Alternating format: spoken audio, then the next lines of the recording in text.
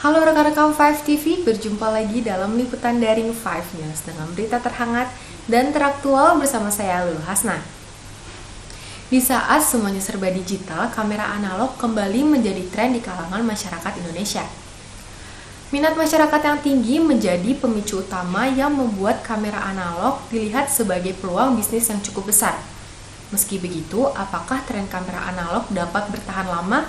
Dan apakah bisnis kamera analog dapat menjanjikan di era serba digital ini? Berikut kami sajikan liputannya untuk Anda. Pergerakan teknologi kamera kian meningkat. Saat ini, kamera populer dengan sebutan kamera digital.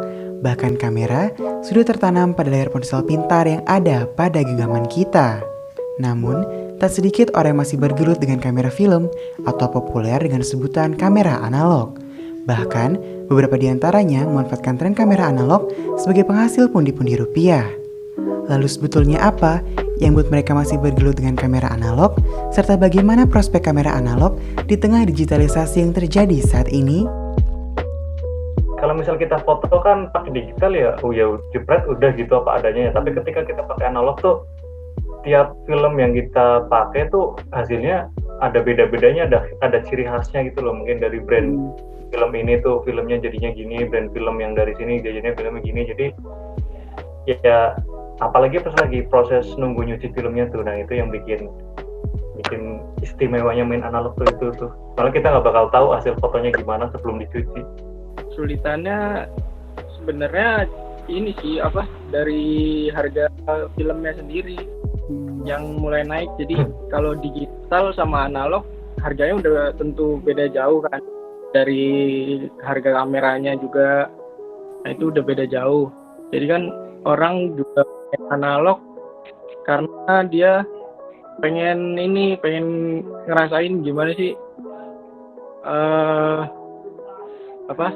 feel kayak orang tuanya zaman dulu motret-motret pakai analog.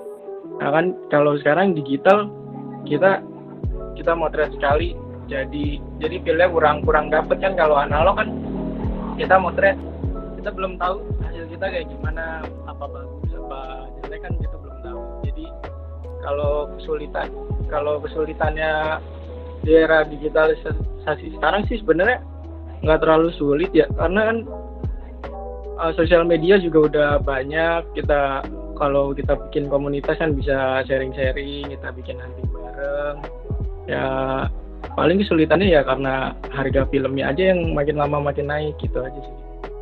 Pada era serba digital seperti saat ini, ternyata tidak menyurutkan antusias penggemar kamera analog untuk menyalurkan hobi mereka serta meraup keuntungan dari kamera tersebut. Mereka juga berusaha mengingatkan kita tentang pentingnya menghargai kenangan-kenangan indah melalui kamera analog. Seperti yang kita tahu kan sekarang generasi muda milenial sekarang ini kan sudah sangat instan mas gitu loh. Jadi kayak seperti aim-nya itu ingin mengedukasi mereka deh bahwa mari menikmati sebuah proses dan melihat hasil itu adalah sebuah bonusnya aja, seperti itu mas gitu loh. Nah sebenarnya itu sih. Terus yang kedua juga keterbatasan lab developing scan di Jakarta juga mas gitu. Artinya dulu itu pas kita buka pilihannya belum banyak memang. Mungkin saya mungkin hanya 3 tempat deh yang saya pribadi cukup sering mencuci dulu gitu loh. Namun semuanya itu ada keterbatasannya masing-masing juga mas Habib. Misalnya ada yang bagus tapi lama dan mahal. Terus ada yang cepat tapi hasilnya kurang bagus gitu loh. Mesinnya mungkin entah kotor, entah apa gitu loh.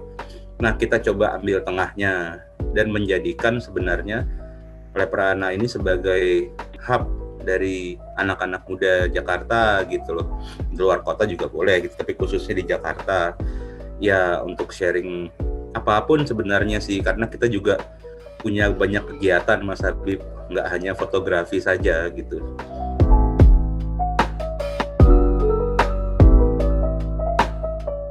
Baiklah rekan-rekan 5 TV, sekian liputan daring kali ini. Semoga informasi yang kami sampaikan dapat bermanfaat untuk Anda.